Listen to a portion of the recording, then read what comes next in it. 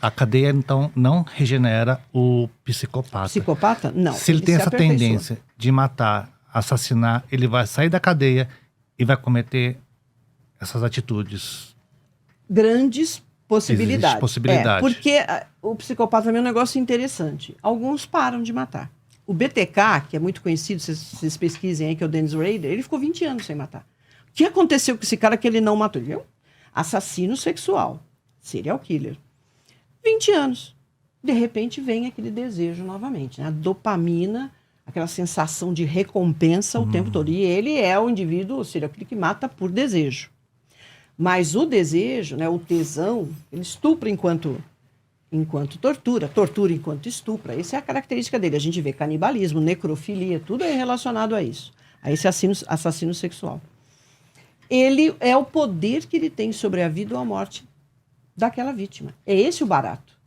Por isso que ele fica torturando, a morte é lenta, eles usam em geral asfixia, porque ele controla. Aperta o teu pescoço até você desmaiar. Aí joga uma água na tua cara, acorda, para você começar tudo de novo. Aquilo dá um imenso prazer. Ele fala, olha, eu sou o cara. É um orgasmo para ele isso. Sim, eu sou Deus. Eu tenho o controle da vida ou da morte nessa pessoa. É isso que é o barato. Para o cara que é um assassino sexual. Tem o outro que é emotivo, que é diversão. Então não tem sexo envolvido. Mas é o poder também que ele tem. Tem um caso nos Estados Unidos interessante que o cara tinha uma fazenda, um sítio. Ele pegava as vítimas, homens, mulheres e tal, jogava esse pessoal nu lá e fala, eu sou o caçador. Se vira, eu vou caçar você. É o que ele fazia. E o processo não era rápido, porque ele feria superficialmente, para você sentir dor e ter dificuldade para andar. Ou você começa a sangrar, aquilo começa a deteriorar, você tem uma infecção, ele ficava, e tudo isso era muito interessante, até que ele matava. Entendeu? É um videogame isso. Sim. Pelo amor de Deus. É meio um filme. Tem um filme que o indivíduo coloca, eu esqueci o nome, tem 2, 3, 4 filmes, tem uma sequência. Jogos Mortais. É alguma coisa assim, que o indivíduo que coloca o pessoal... os jogos, exatamente, mais ou menos isso. Entendeu? Mas tudo por quê? Porque é diversão para ele. Ele não está preocupado porque a religião, porque a simbologia, que nada. O psicopata não está interessado nisso.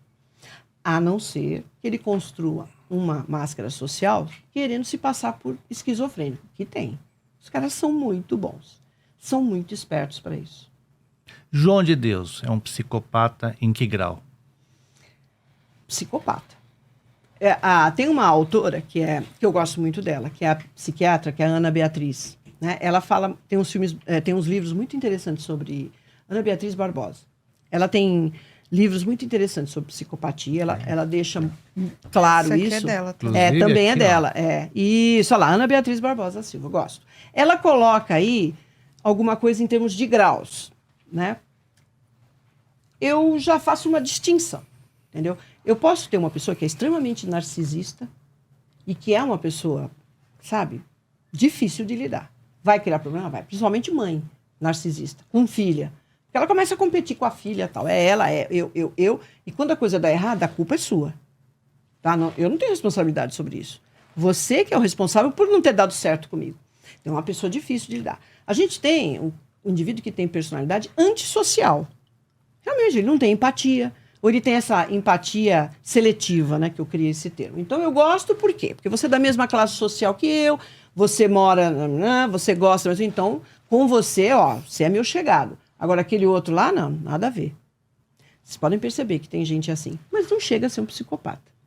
Porque ainda consegue estabelecer um vínculo afetivo. A diferença é essa. Então, nós temos pessoas que estão quase lá. Não gabarita, por quê? Porque ele ainda consegue sentir, estabelecer um canal afetivo com alguém. Então, assim, eu tive contato com muitos criminosos que o cara fazia umas barbaridades, entendeu? Matava 2, 3 pessoas. Eu encontrava várias vezes, eu fazia reprodução simulada, chegava lá, ele... então é a senhora? Eu falei, você me conhece? Sim, lembra daquele caso que eu matei fulano? Falei, tá, estamos aqui agora. Aí eu falo, mas o que aconteceu? Não, ninguém pode falar da minha mãe. A minha mãe é sagrada, eu não admito, ele falando pra mim, eu não admito que falem da minha mãe. E quem falar, eu vou matar. Entendeu? Mas a família, a mãe e e ali as pessoas que estavam em volta, para ele era sagrada. Ele fazia tudo em função disso e não admitia, né, que ninguém... Ele é um psicopata? Não, gente, porque ele tem ali. Era verdadeiro aquele sentimento de proteção. Então, nós temos criminosos aí que você fala, pô, cara, como é que ele fez isso? E ele tem a esposa, ele tem os filhos, ele consegue manter essa relação. O psicopata mesmo não tem diferenciação. Para ele, se é o pai, a mãe, o irmão, o primo, o vizinho, uma pessoa desconhecida, está tudo no mesmo nível. Veja esse caso que teve do roubo lá, né, de 720 milhões tal, da mãe. Deixou a mulher em cárcere privado. Essa pessoa, ela ama a mãe? Ela tem empatia por aquilo? Nada, né? Não. Rosângela, a Teca está perguntando aqui, como identificar um psicopata na rotina do cotidiano? Ou melhor, como saber que alguém, como um colega de trabalho ou de escola, pode ser psicopata? Difícil, viu? Porque eles chegam num nível assim impressionante de criar a máscara social. Gente, psicopata é igual máscara social. São inteligentíssimos, não? São como os esquizofrênicos, são inteligentes. O que acontece? Ele percebe, quando ele é criança, ele não tem noção disso. E é realmente assustador você estar diante de uma criança e perceber que ela é diferente. Não é aquela coisa de confronto, né? Aquela coisa do transtorno opositor desafiador. Não é isso, não. Ah, vou testar meus limites, sou mal criado. Não é isso. É a criança que demonstra ter prazer mesmo, gostar, curtir, machucar o outro colega.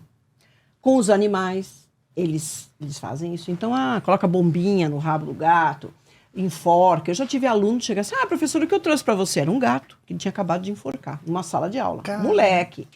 Nossa. De 7, 8 anos. Entendeu? Aí você fala, isso é um comportamento? Tem até questões culturais. O pessoal que cresceu no interior, coisa de muito tempo, costumava fazer umas brincadeiras meio idiota, né? Meu pai comentava muito isso. Que eles brincavam de pegar os pintinhos e jogar em cima da casa. Gente, pintinho, tadinho. Filhotinho, de galinha. Não, Jogava. não, Japa. Não, Né, pintinho, Tá. jogava. Falava, pai, como é que você fazia? Ele falou, pois então, eu não sei o que era isso. Entendeu? Que a gente... Era o costume. Você vê que é cultural. Agora, é terrível. Você imagina você ver uma criança, o seu filho, não tem empatia com você, não tem retorno. Entendeu? As brincadeiras são todas essas, destruir, arrancar a cabeça do boneco, pisar em cima. Tem uma cena que me mandaram, que alguém filmou a menininha com uma bonequinha. E tinha assim uma piscininha, ela estava lá com a bonequinha. Daqui a pouco ela põe a boneca lá aí, entendeu? Empurra ela na água e aperta. Rosângela, e essa daqui? Eu falei, grandes possibilidades. É diferente, gente, é totalmente diferente de uma criança que está querendo te testar, ou que é mal criado mesmo, né? Porque hoje em dia a gente tem bastante criança mal criada, que os pais não dão limite nem nada, vira aquela coisa. É diferente de uma criança que sente prazer em prejudicar, ferir o outro. Então isso aí é fácil, mas conforme esse cara vai crescendo, ele percebe que ele não pode mostrar realmente a cara dele, porque as pessoas todas vão se afastar. E ele precisa dos outros para quê? Para beneficiá-lo. Ele precisa do outro lá que ele nem encara, né? Como um ser igual a ele, claro. São todos inferiores. São carne. Eu já escutei isso de um psicopata. Não, para mim isso aqui é alimento. Para mim é um pedaço de carne. E eu uso até o momento que eu acho que não é mais necessário. Então, ele tem que colocar essa fachada de que ele é o bom pai, que ele é casado, que ele tem bons princípios. E eles se aperfeiçoam nisso, que é difícil você identificar.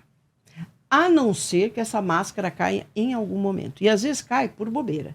Então, se você está por perto e percebe, o olhar você já vai perceber, ele vai se mostrar.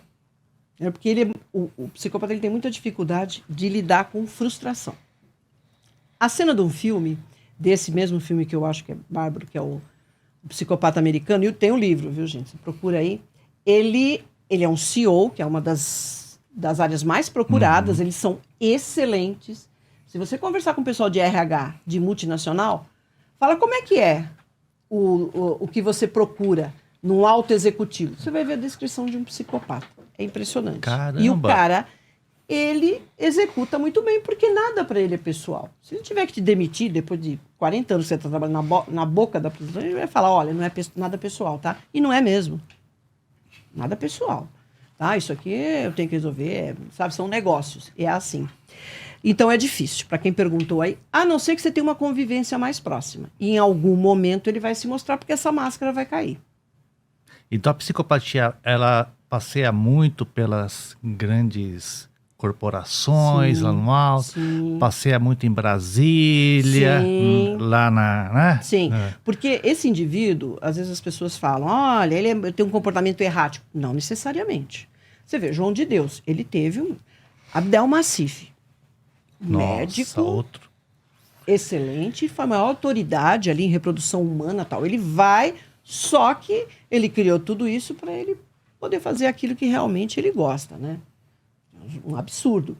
E ele cria tão bem, porque muita gente passou por aquilo e achava até que tinha sido anestesia, que estava sonhando, que não era aquilo que tinha acontecido, porque ele era o médico das próprias vítimas. Que necessitava, você fala, pô, por que essa mulher passou 10 anos e não falou nada? Porque ela estava achando que aquilo era a imaginação dela, que foi por causa da anestesia, que ela ficou, né, semi-anestesiada, ela estava dopada e não entendeu muito bem, porque, pô, o cara, como que um médico vai fazer isso?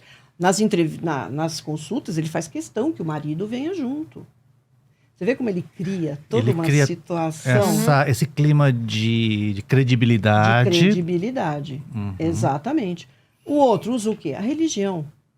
E olha, não adianta as pessoas falarem, imagina que eu vou lá. Imagina, você está com uma doença grave. Quando a gente fala assim, é terminal. Cara, se alguém falar para você assim, xixi de gato é bom, você vai beber xixi de gato. Sim.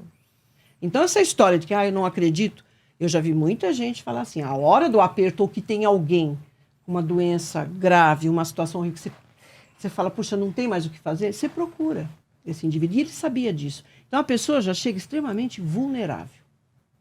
A ponto dele abusar de uma moça do lado do pai. Então, ele cria toda uma atmosfera, olha o nível de confiança, e fala, vamos elevar o nosso pensamento a Deus, Jesus, tal. O indivíduo está lá de olho fechado, rezando, pedindo, minha filha, que tem um problema, ou a minha mulher. E ele está mexendo com a menina, na cara do pai. Olha a segurança desse indivíduo.